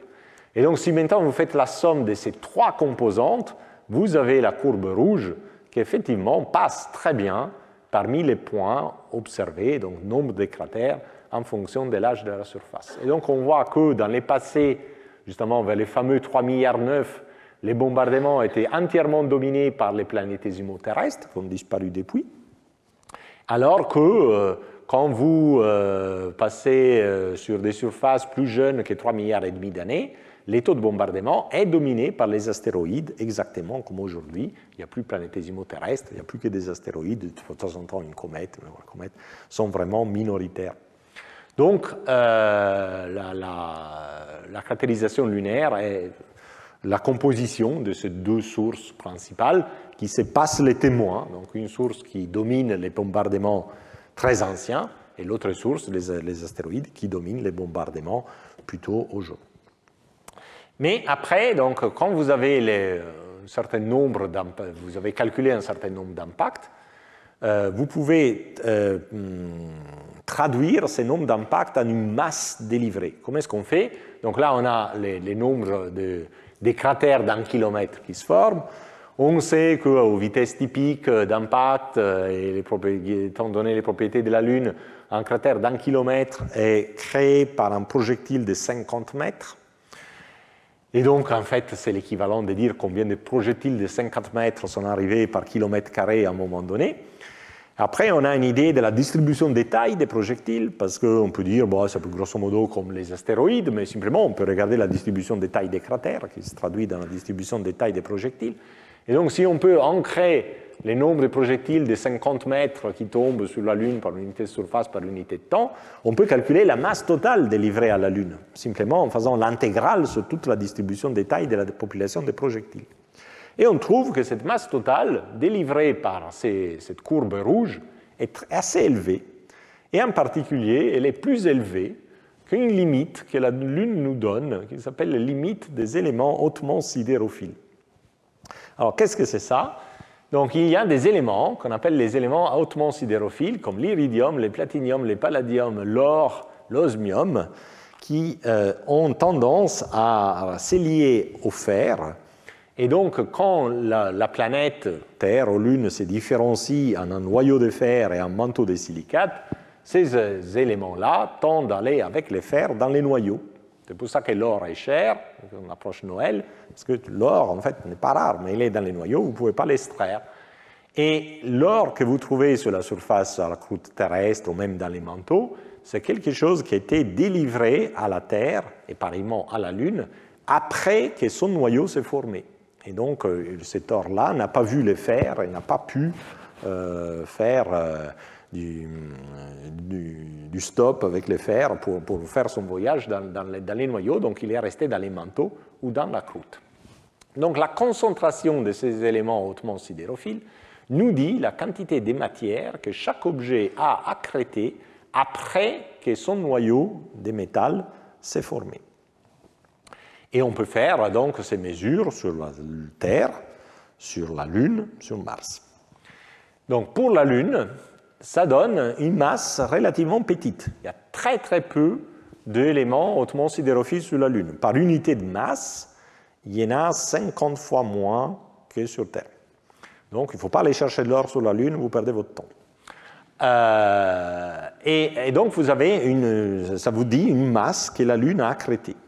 Et donc vous pouvez faire les raisonnements inverses. Si vous avez une masse, vous avez une distribution de taille des projectiles, vous pouvez calculer ce que ça veut dire un nombre d'objets de 50 mètres, c'est-à-dire un nombre de cratères d'un kilomètre. Donc ça vous donne cette limite-là. Bon.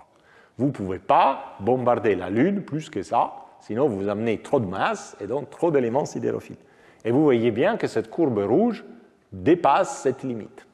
Ça, c'était l'argument que Ryder avait émis en 2002 pour dire on ne peut pas extrapoler les taux d'impact indéfiniment dans les passés parce qu'on excède la masse limite indiquée par les éléments, la concentration d'éléments hautement sidérophiles dans les manteaux et dans la croûte lunaire. Et pour moi, ça a toujours été l'argument le plus solide pour penser qu'il y avait cataclysme. Alors maintenant qu'on sait qu'il n'y a pas de cataclysme, il faut quand même expliquer ce paradoxe, n'est-ce pas? Donc c'est un véritable paradoxe. Alors ce paradoxe peut s'expliquer si, pour quelques raisons, il faut trouver comment, à un moment donné, la clôture du noyau de la Lune ne correspond pas à la formation de la Lune, mais est plus tardive, vers 4 milliards 35 millions d'années, 4 milliards 350 millions d'années. Si, pour quelques raisons, les fers et les éléments hautement sidérophiles peuvent être séquestrés dans les noyaux à ces moments-là, évidemment, tout ce qui a été délivré avant disparaît et vous restez avec la quantité qui est mesurée. Bon, ça, c'est trivial, mais ce qui n'est pas trivial, et comprend comment. Donc, on a travaillé avec toute une bande de géophysiciens, en fait, qui est sur la Lune, pour comprendre comment ceci pourrait avoir lieu. Et les géophysiciens pensent que quand la Lune s'est formée, donc initialement était entièrement fondue, donc les noyaux s'est formé et autour du noyau il y avait un manteau qui était complètement fondu. Ces manteaux a initialement formé une croûte solide qui flottait à la surface de cet océan magmatique, qui est une croûte d'anorthosite, qui est plus légère, et puis était entièrement fondue en dessous. Mais avec le temps, il refroidit et donc il cristallise, il se solidifie, et il se solidifie du bas vers le haut. Donc plus le temps passe, plus la partie solidifiée du manteau augmente et remonte vers le haut.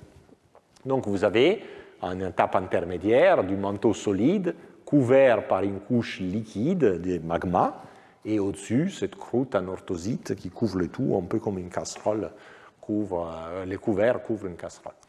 Dans ces liquides, il se concentre, ces magmas, se concentrent certains éléments qui sont dits incompatibles, qui donc cherchent à rester dans les magmas autant que possible. Il y a des oxydes de fer qui s'accumulent, mais aussi on a montré dans cet article que les soufres tendent aussi à s'accumuler en se combinant avec les fers pour donner origine à des sulfides de fer. Et les fameux éléments hautement sidérophiles que la Lune peut avoir accumulés par le biais du bombardement s'attachent au soufre parce que les éléments hautement sidérophiles n'aiment pas seulement les fers, aiment aussi les soufres, sont aussi chalcophiles. Et donc, si les fers et les soufres se concentrent dans cette partie liquéfiée du manteau lunaire, les éléments hautement sidérophiles se concentrent aussi. Mais la cristallisation continue, et à un moment donné, tout cristallise. Mais ces éléments qui restaient jusqu'à la dernière minute dans les liquides se retrouvent donc piégés sur la partie supérieure du manteau solidifié et forment des minéraux qui sont très lourds. Donc, ils s'appellent ilménites, c'est des minéraux qui sont riches en oxyde de fer, en oxyde de titane, mais aussi des minéraux qui donc doivent être riches de sulfure de fer, parce que le sulfure de fer était aussi là-dedans, qui sont aussi très lourds. Donc, on se retrouve à la fin de la cristallisation du manteau lunaire, ce n'est pas nous qui l'avons inventé, c'est disons, la théorie classique de l'évolution de la Lune, avec un manteau qui est stratifié à l'envers. Vous avez les matériaux les plus lourds qui se trouvent près de la surface, en dessous de la croûte, et les matériaux plus légers qui se retrouvent en profondeur. Donc, celui-ci amène les manteaux à faire à une sorte de demi-convection, même tout en étant solide, comme le manteau terrestre. Le manteau terrestre est en convection, et il est solide, il n'est pas liquide. Vous avez que les couches plus lourdes tendent à descendre, et les couches les plus légères tendent à monter, c'est-à-dire vous faites un overturn, vous tournez comme une crêpe les manteaux à l'envers, la partie supérieure va en bas et la partie inférieure va en haut. Alors, où est-ce que cette partie va aller? Il y a un peu de débat dans la littérature, est-ce qu'il descend seulement un peu, est-ce qu'il va tout à fait à la base, à l'interface noyau-manteau? Il y a pas mal de simulations qui sont citées ici qui montrent que l'overturn devrait amener ces matériaux lourds jusqu'à la frontière noyau-manteau. Et récemment, sur Nature, il y a eu un papier des Brio et al. Où ils utilisent la libration de la Lune pour déduire sa stratigraphie interne et montrent bien qu'il y a une couche très dense à la base du manteau, juste au-dessus du noyau, qu'ils identifient avec justement de l'ilménite, donc du matériau qui initialement devait être, juste après la cristallisation, tout en haut du manteau lunaire, et maintenant il se trouve tout en bas. Donc voilà, il devrait bien y avoir eu cet overturn global du manteau lunaire. Donc ces matériaux riches en ilménite, en sulfure de fer et en éléments hautement sidérophiles va se retrouver à la base du manteau. Et suite à la décroissance radioactive, parce qu'il y a pas mal d'éléments radioactifs là-dedans aussi, ils peuvent fondre partiellement, et la fusion découple les sulfures de fer de l'ilménite. L'ilménite contient des oxydes de fer, donc eux ne vont pas dans les noyaux, mais les sulfures de fer descendent dans les noyaux, et avec eux, les éléments hautement sidérophiles qui sont chalcophiles et donc vont suivre les sulfures de fer. Donc c'est une manière, lors de cette cristallisation et inversion du manteau lunaire, pour amener tous les éléments sidérophiles collectés jusqu'à ce moment-là dans les noyaux. La question est, est-ce que ce jeu peut avoir lieu tard, suffisamment tard? On a dit qu'on a besoin de ça à 4 milliards 350 millions d'années. Et là, il y a deux propositions. Donc, il y a un article un travail d'Elkin Stanton qui a fait plusieurs modèles d'évolution thermique de la Lune. Et il montre que dans certains cas, on peut avoir une cristallisation très lente du manteau lunaire grâce à cette couvercle qui est formé par la croûte anorthosite, qui est un peu agit comme le couvercle sur une casserole. Donc, la Lune s'est refroidie lentement. Et donc, la cristallisation complète du manteau aurait pu durer entre 100 et 200 millions d'années. Il y a une nouvelle idée qui vient d'être publiée sur Nature qui propose que, en fait, les manteaux lunaires ont refondu partiellement à 4,35 parce que la Lune s'éloigne de la Terre à cause des marées. En s'éloignant de la Terre, elle rencontre des résonances. Certaines résonances peuvent exciter l'excentricité de l'orbite de la Lune, qui aujourd'hui est bien circulaire, et quand la Lune est très excentrique, les forces des marées deviennent énormes. Et donc, il y a une dissipation des marées énormes à l'intérieur de la Lune qui peut refondre les manteaux. Et c'est qu'on montre dans cet article qu'avec les migrations acceptées par la Lune, la dernière résonance importante aurait bien pu être traversée à cette date-là. donc ce qui a refondu partiellement les manteaux en remobilisant donc les fers, les soufres, les sulfides de fer, etc. Donc il n'est pas invraisemblable que cette dynamique qu'on décrit ici ait lieu vers 435. Alors on ne sait pas dire que c'est une date a priori, mais si on observe que bon, voilà, quelque chose doit être arrivé à 435 sur la Lune, ça pourrait être bien ça. Si c'est le cas, alors ce qui se passe est montré par ces diagrammes. Donc vous avez la formation de la Lune à un moment donné. À ce moment-là, la Lune se forme, la Terre est fondue, les noyaux de la Terre se forment, la Lune se forme, les éléments hautement sidérophiles qu'il y avait à ce moment-là vont dans les noyaux. Donc, quand, à ce moment-là, donc à la fin de la formation du noyau lunaire et terrestre, il n'y a pas d'éléments hautement sidérophiles ni dans les manteaux lunaires, ni dans les manteaux terrestres. Mais après, il y a le bombardement. Et le bombardement amène des matériaux, aussi bien à la Terre qu'à la Lune. La Lune, à cause de sa taille, reçoit à peu près 1/20 de la matière accrétée par la Terre. Mais aussi parce que les petits, elle en retient seulement 1/5, 20%, parce que le reste est perdu dans l'espace lors des impacts, alors que la Terre a une grande vitesse de fuite, elle garde tout. Et donc si en gros, c'est 1/5 d'un 20e, c'est 1/100e de la masse, mais les manteaux lunaires en proportion, c'est 1/50e de la masse de la Terre. Et donc finalement, ça amène que la quantité des matières, d'éléments hautement sidérophiles croît dans la Terre et dans la Lune, et la Lune, juste un facteur 2, a juste une concentration dans son manteau qui est seulement un facteur 2 inférieur à celle de la Terre. Ce n'est pas du tout ce qu'on observe. Mais à un moment donné, disons 200 millions d'années plus tard, il y a une réfusion du manteau, il y a la fin de la cristallisation du manteau, avec ces retournements du manteau, qui prend tous les éléments sidérophiles collectés jusqu'à ce moment-là et les ramène dans les noyaux lunaires. Donc on redémarre à zéro pour les budgets des éléments hautement sidérophiles de la Lune, alors que pour la Terre, rien ne se passe. Et donc l'accrétion continue, autant pour la Terre que pour la Lune, mais vu que là on a remis les pendules à zéro, à la fin, la quantité d'éléments, la concentration d'éléments sidérophiles dans les manteaux lunaires est très faible par rapport à la Terre. Et par exemple ici, dans ce schéma, c'est 1/50e comme il est observé. Donc cette fin de cristallisation du manteau lunaire tardive peut bien expliquer les déficits d'éléments sidérophiles dans la Lune, sans pour autant dire, sans devoir dire que les taux d'impact n'étaient pas aussi forts que les simulations les prédisent. En fait, on peut même tourner l'argument. Le fait que la Terre ait une quantité d'éléments hautement sidérophiles considérable montre que les taux d'impact étaient élevés. Et s'il n'y a pas moyen que la Lune échappe aux impacts si la Terre les reçoit. Donc la quantité d'éléments hautement sidérophiles dans les manteaux lunaires nous démontre que la Lune a bien reçu plus d'impact que ce qui semble être indiqué par ses propres éléments hautement sidérophiles. Et donc, effectivement, ces scénarios-là semblent être cohérents. Donc, les taux d'impact étaient très élevés au départ.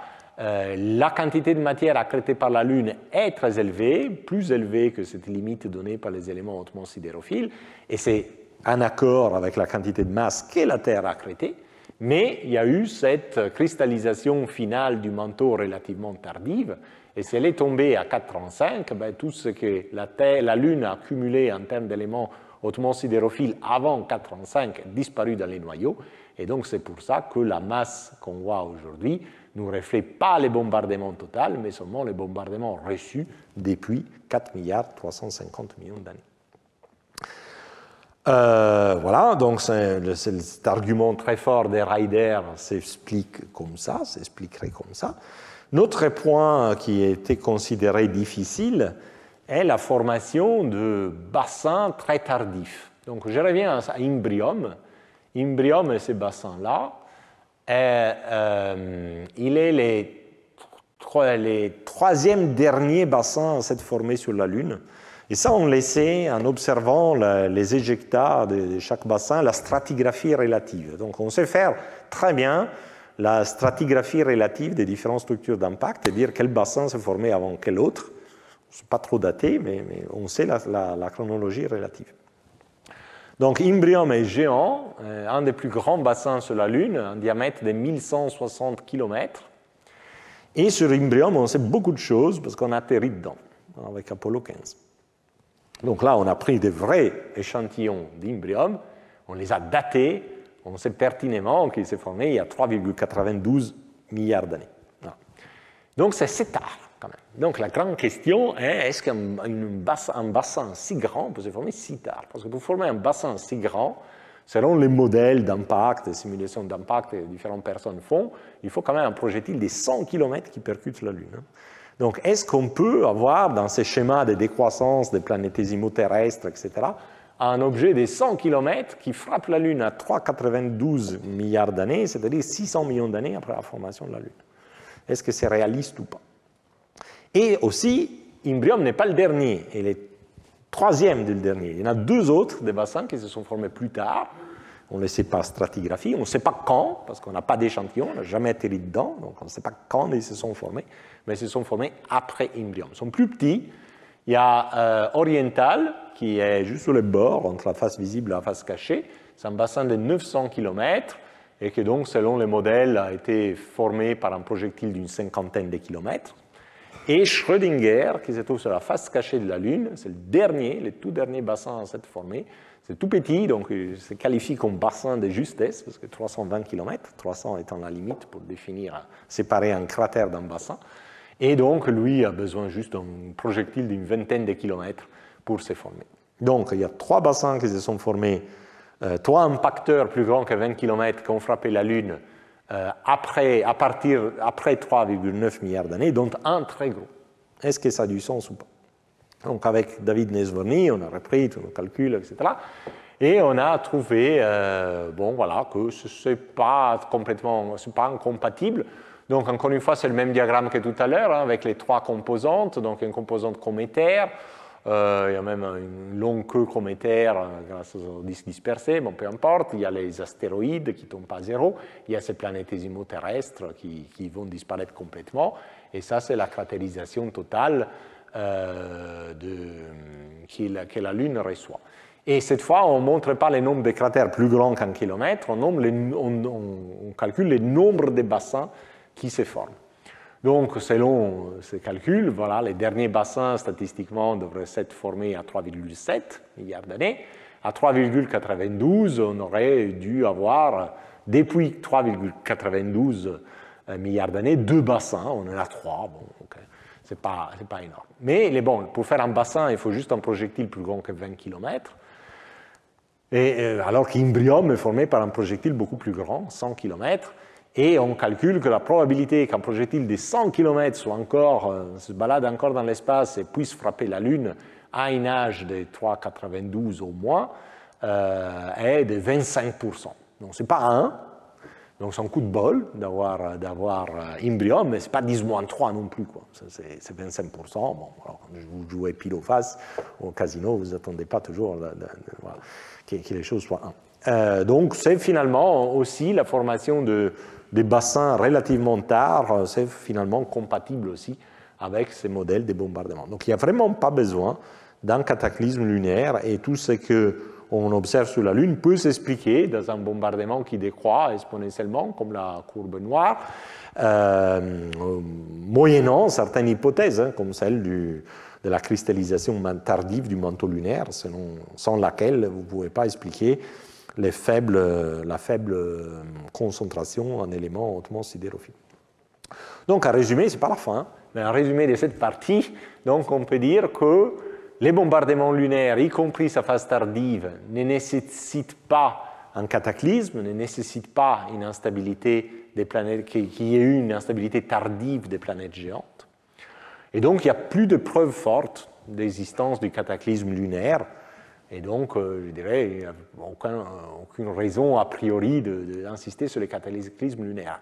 Au contraire, la survie de ces binaires parmi les Troyens, Patroclos Menetius, et aussi d'une partie non négligeable des binaires dans la population chaude de la ceinture de Kuiper, contraint que l'instabilité ait eu lieu dans les premiers 100 millions d'années, grosso modo. Maintenant, la grande question est, est-ce qu'il est possible de dater plus précisément l'instabilité dans l'intervalle 0-100 millions d'années? Et là, ça devient très, très, très difficile. Alors, bon, la Lune nous a dit tout ce qu'elle pouvait dire.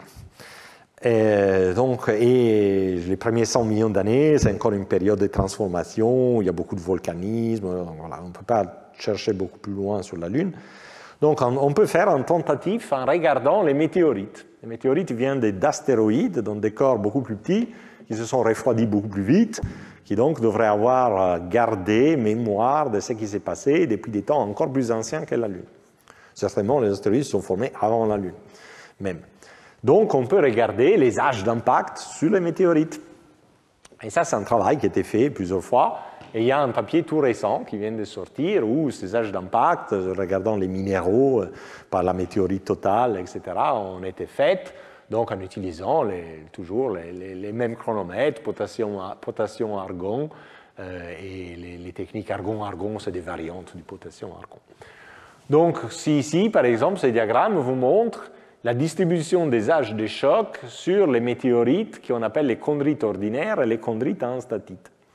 Et vous avez un pic relativement récent. Donc ça, c'est sans doute la collision qui a dispersé ces météorites dans la ceinture des astéroïdes aujourd'hui. Mais vous voyez un pic d'âge d'impact très ancienne, plus vieille que 4 milliards d'années.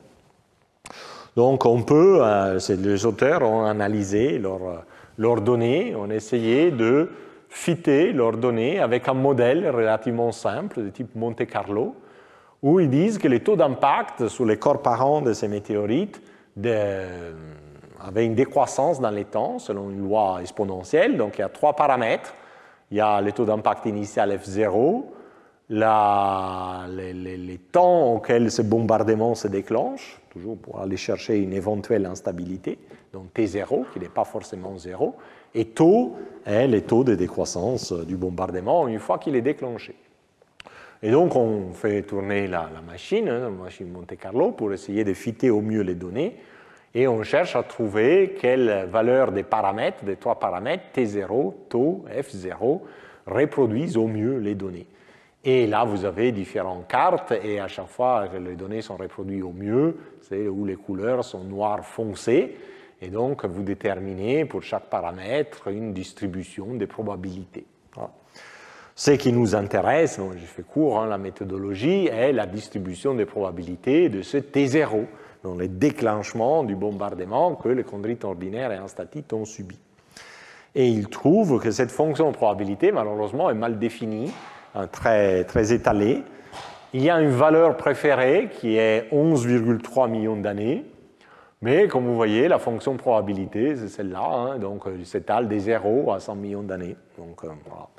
C'est vrai que 11,3 c'est le moment le plus probable, mais tout est possible dans l'intervalle. L'intervalle de 95% de confiance va de moins d'1 million d'années à 80 millions d'années. Donc finalement, voilà, on n'en sait rien. C'est toujours entre 0 et 100 millions d'années. Mais voilà. Et en plus, c'est un modèle trop simple parce qu'il ne contemple que une composante du flux d'impact qui est celle due aux astéroïdes déstabilisés par l'instabilité des planètes géantes. Il néglige complètement qu'il y avait une autre composante due aux planétésimaux terrestres pour laquelle T0 était 0. Était 0, parce que c'est les planétésimaux qui sont déjà à la place des planètes telluriques, donc n'ont aucun besoin d'une instabilité des planètes géantes pour commencer à bombarder les planètes. Donc si on introduit cette autre composante, j'imagine, je suis sûr que ce diagramme peut shifter vers la droite. Donc finalement, ce n'est pas conclusif. Nous avons publié un papier, je l'ai dit juste parce que si les gens me suivent, on dit bah, tu publies un papier sinon tu ne l'as pas mentionné. Pourquoi tu ne l'as pas mentionné? Donc récemment, même sur Science, où on pensait avoir trouvé un indice pour dire que l'instabilité devait avoir eu lieu au moins, pas plus tôt que 60 millions d'années après les débuts du système solaire. Alors, il y a une série d'arguments que je ne vous détaille pas, parce que de toute façon, c'est aussi un papier qui tombe à l'eau. Tombe à l'eau parce qu'il part d'une supposition qu'on avait identifié la source des météorites à instatite dans l'astéroïde Hathor. Et cette identification, Hathor étant les corps parents des météorites à instatite, était basée sur des analogies spectroscopiques. Et à partir donc ça, c'est la supposition initiale, puis il y a toute une série de calculs, etc., pour arriver à cette conclusion. Mais si la supposition initiale n'est pas bonne, ben évidemment, tout le travail n'a pas de sens. Et effectivement, cette supposition initiale est remise en question par Broch et al., qui sont scientifiques très, très connus, et non pas en mettant en discussion l'analogie spectroscopique, qui est bien là, mais Broch et al. Montrent que cet astéroïde Hathor est trop petit et il s'est cassé il y a trop longtemps pour nous envoyer un flux de météorites compatible avec les flux de météorites à instatite qu'on observe aujourd'hui. Donc, selon eux, on a pris la mauvaise cible, et donc tous les arguments qui découlent tombent. Donc, voilà, enfin, on se trompe aussi. Une autre chose qu'on a pu regarder, est-ce que les moments de l'instabilité des planètes géantes ont une quelque influence sur les moments où il y a cette collision géante sur la Terre qui forme la Lune, sur laquelle je détaillerai dans les années futures. Et effectivement, il y en a. Donc ici, on a fait plusieurs simulations des formations des planètes telluriques avec mon postdoc Jason Vo, et dans 3 scénarios. Un scénario où l'instabilité des planètes géantes a lieu tôt, après 15 millions d'années seulement, un scénario où elle a lieu à 60 millions d'années, et un scénario où elle a eu à 100 millions d'années. Et ces courbes-là vous montrent la distribution statistique des derniers impacts géants sur la Terre qui sont censés former la Lune et sont montrés comme des distributions cumulées. Donc, qu'est-ce que ça veut dire? Prenons par exemple la courbe rouge. Ça veut dire que dans la moitié des simulations de cet ensemble de simulations, dans la moitié des simulations, les derniers impacts sur Terre ont lieu à 40 millions d'années. Parce que cette courbe coupe 0,5 à 40 millions d'années. Cette courbe monte et voilà, coupe 0,9 à 140 millions d'années. Donc ça veut dire que dans 10% des simulations, l'impact lunaire a lieu à 140 millions d'années ou plus tard.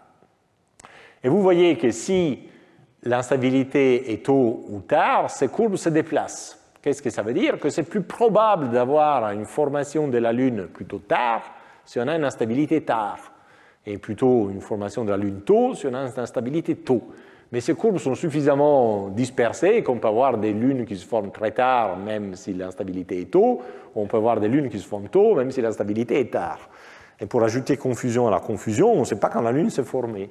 Donc il y a plusieurs estimations sur lesquelles on reviendra dans les années plus futures, mais l'âge de la Lune, on ne sait pas trop. Elle s'est formée entre 40 et 140 millions d'années, mais on ne sait pas plus précisément que ça. Donc finalement, cet argument nous en ramène encore à rien. Alors on peut regarder, donc ce n'est pas conclusif, alors on peut regarder ces bombardements cométaires. Le bombardement cométaire a l'avantage d'être relativement court. Donc si on sait dater les bombardements cométaires, la composante cométaire du bombardement seulement sur la Terre ou sur la Lune, peut-être on a un indice. Et ça, c'est le sujet de Sarah Joiré dans son séminaire la semaine prochaine. Donc, patientez. Finalement, du point de vue des modèles, on pourrait se dire, et si l'instabilité, parce que tout ce que j'ai montré les semaines précédentes, l'instabilité des planètes géantes est due à l'interaction des planètes avec les planétésimaux. Et on peut se dire, et si l'instabilité des planètes géantes était déclenchée non pas par l'interaction avec les planétésimaux, mais à cause de la disparition du disque de gaz. Si c'était ça, c'est forcément précoce, c'est dès que les gaz sont en train de disparaître.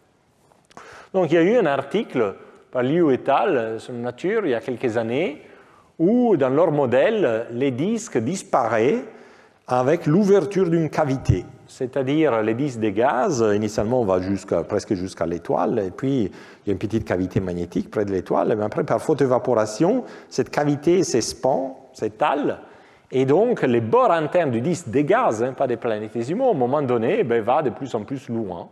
Donc vous avez du gaz au-delà de cette ligne, et pas de gaz en deçà de cette ligne en fonction du temps. Et dans leur modèle, ils s'arrangent pour que une planète, Saturne, s'accroche au bord du disque, et donc à fur et à mesure que les bords du disque se déplacent, Saturne se déplace, donc évidemment, si vous commencez à déplacer les planètes les unes par rapport aux autres, elles sortent de leur chaîne de résonance, vous déclenchez une instabilité. Et finalement, leur orbite finale ne sont pas si mal que ça, et ils doivent rajouter des planétésimaux à un moment donné pour calmer l'instabilité, avoir de la friction dynamique, bon, tout ça c'est légitime.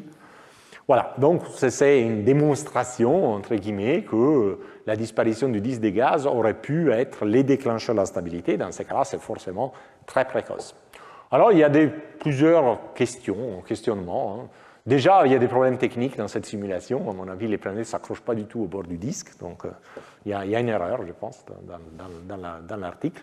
En plus, même si c'était vrai, l'instabilité a lieu quand, ici, donc Neptune commencera à disperser les planétésimaux à ce moment-là, mais les planétésimaux transneptuniens seraient encore dans les disques des gaz, parce qu'il faut du temps avant que les gaz disparaissent dans la région transneptunienne. Donc vous commencez la dispersion des planétésimaux en présence du gaz, et ceci, à mon avis, est rédhibitoire pour implanter des comètes qui sont relativement petites, donc très sensibles au frottement gazeux dans les nuages de Oort. Donc, à mon avis, dans un scénario comme celui-ci, vous ne formerez pas les nuages de Oort. Donc moi, j'ai plutôt tendance, c'est mon avis personnel, plutôt rejeter ces mécanismes, mais reste malgré tout ces défauts, cependant vrai, que l'instabilité peut se déclencher très rapidement une fois que le gaz a disparu, parce que c'est les gaz qui amortissent les excentricités, qui continuent à garder les planètes par migration dans leur résonance, et quand vous éliminez les gaz, le système peut devenir instable. Et effectivement, si vous vous souvenez du séminaire des Philippines Griveau la semaine passée, ces chaînes résonantes formées dans des disques à faible viscosité ont tendance à être instables elles-mêmes.